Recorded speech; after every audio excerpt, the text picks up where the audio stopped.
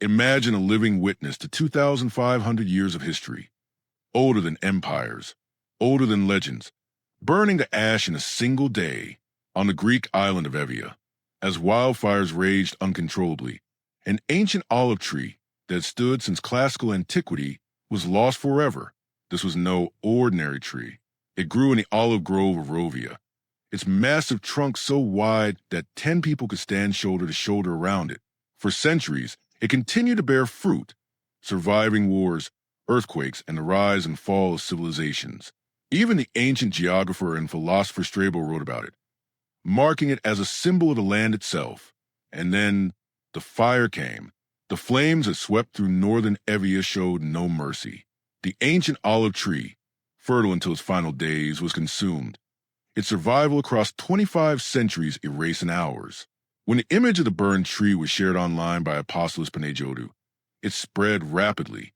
Thousands reacted, many Greeks expressing grief, anger, and disbelief. It felt less like the loss of a tree and more like the death of a silent ancestor. But this tree was only one of countless losses. As the fires advanced, entire communities in Evia faced devastation. Yannis Kantsias, the mayor of Istia, Edipsos, described the unfolding disaster in haunting words. What the people were witnessing, he said, was the completion of a holocaust.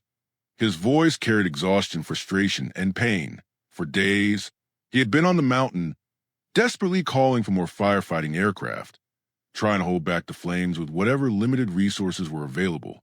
For nearly 30 hours, they managed to keep the fire at bay. Then the wind changed. In a cruel turn of fate, the shifting wind pushed the flames toward the municipality of Istia, Edipsos, multiplying fire fronts and overwhelming defenses. Villages began to fall one after another. Firefighting aircraft were too few, arriving late and unable to cover the rapidly expanding inferno. "We need more aircraft," the mayor pleaded, his appeals echoing as homes, forests, and livelihoods burned. What was saved, he said, was saved by volunteers, by ordinary residents who refused to abandon their land. They stayed behind as the last line of defense, rescuing what little they could from their homes, clinging to fragments of their lives, so they could one day return and rebuild. But the scars left behind are deep. The day after, the mayor warned, will be devastating, financially and environmentally.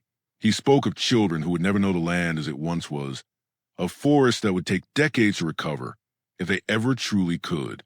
Northern Evia, he said, would struggle for generations to return to what it used to be. Still, even in despair, there was resolve.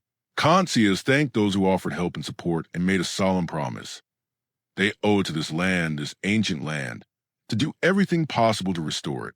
The olive tree of Rovia may be gone, but its loss stands as a reminder of what is at stake when nature, history, and human lives collide with unstoppable fire.